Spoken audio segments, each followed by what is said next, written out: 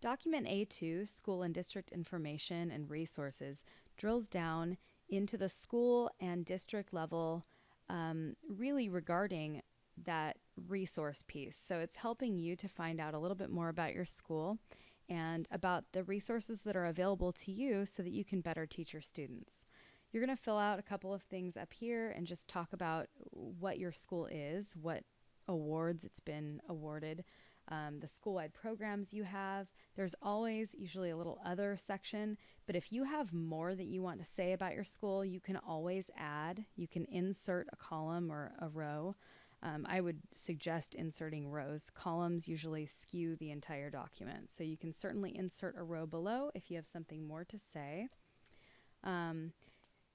Again, coming down to this next table, you'll see what is your school's academic focus.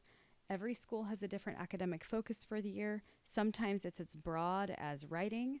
Sometimes it drills down a little more specifically to a district-wide initiative, such as Step Up to Writing or text-dependent questions. You'll have to find that out from your administrator. And then we want to talk about technology that is available for both students and teachers. It's important as a new teacher to know what is available to you to use both for yourself and for student learning. So what's really great about Google Drive and using Google Docs is that we can just highlight. You don't have to type it all in. So anything that you have available to you or to your students, you can highlight, come up here to the text color, make sure that highlight is pressed. You'll see that it's depressed because it's a little bit darker, and then choose a color. And that will indicate to your CT and your portfolio reviewer that those things are available to your students on campus. You want to identify teachers with your instructional assignment at your school. Now, that being said, most people are going to have a team of teachers that teach the same thing or at least the same content or the same grade level.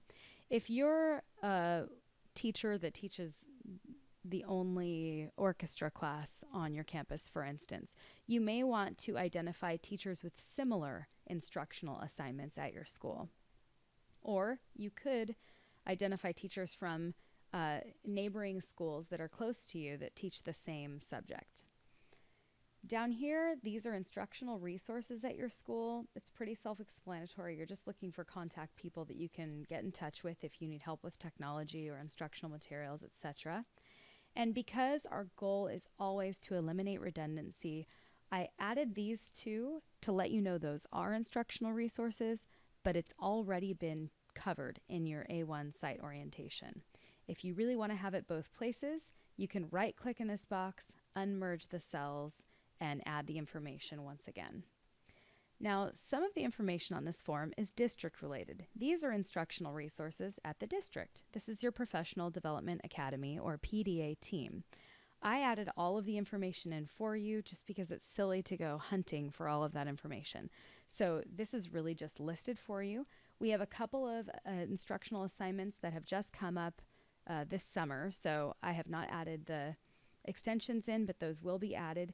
And then as extensions change or if locations change, I will make sure to change those on the Google Doc, and hopefully by the time you download it, those changes will be set in stone. Now, the next section we have is student data information. This is really all about assessments, benchmark or district tests, etc. And you're looking for the person at your school that you can contact about those things. Again, you're probably going to have to seek out that information from a team lead or your school secretary, your administrator, etc. Then the last section we have here is student support, both at your school and at the district. I always add an other column. Remember, you can always add a row below by just right-clicking and checking Insert Row Below. But I have added all of the district level people that you may need to contact. Now, if you have a student that you suspect might be neglected at home or something like that, of course you're going to go to your administrator or your counselor first, and they'll probably get in touch with, for instance, Rick Regal or Tom Craig. But these are here for you just as an FYI so that you know that there are district people that we have to contact for those students. If you have any questions, feel free to call or email.